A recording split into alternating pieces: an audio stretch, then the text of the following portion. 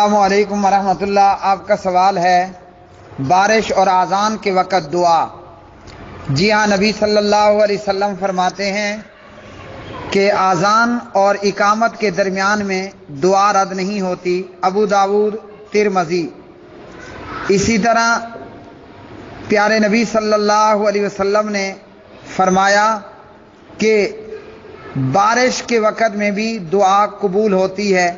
سال بن سعد رضی اللہ عنہ اس کے راوی ہیں، فرمایا دو دعائیں رد نہیں ہوتی، اذان کے وقت اور بارش کے وقت دعا۔ اسے ابو داؤد نے روایت کیا اور امام علامہ ناصر الدین البانی رحمہ اللہ نے اسے صحیح الجامع کے اندر صحیح قرار دیا ہے۔ تو ان وقتوں کے اندر دعا قبول ہوتی ہے۔ اسی طرح کچھ دیگر اوقات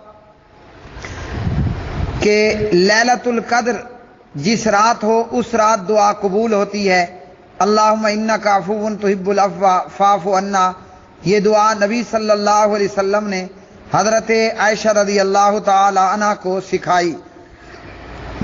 اسی طرح رات کے آخری حصے میں یعنی سحری کے وقت بھی دعا قبول ہوتی ہے۔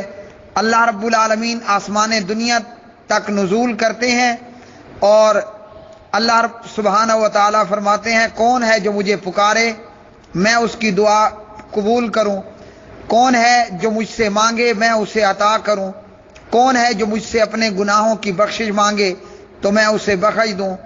صحیح بخاری۔ اسی طرح حضرت ابو امامہ رضی اللہ عنہ روایت کرتے ہیں نبی صلی اللہ علیہ وسلم نے فرمایا رات کے آخری حصے میں اور فرض نمازوں کے بعد دعا قبول ہوتی ہے، یا فرض نماز کے اخیر میں تشہد کے اندر۔ ترمذی البانی رحمہ اللہ نے اسے صحیح کہا ہے۔ اسی طرح نمازوں کے بعد اللہ سبحانہ و تعالیٰ نے فرمایا اعوذ باللہ من الشیطان الرجیم فَإِذَا قَضَيْتُمُ الصَّلَاةَ فَاذْكُرُوا اللَّهَ قِيَامًا وَقُعُودًا وَعَلَىٰ جُنُوبِهِمْ، جب نماز مکمل کر لو تو اللہ کا ذکر اٹھتے بیٹھتے اور پہلو کے بل لیٹ کر کرو۔ سورہ النساء آیت نمبر 103۔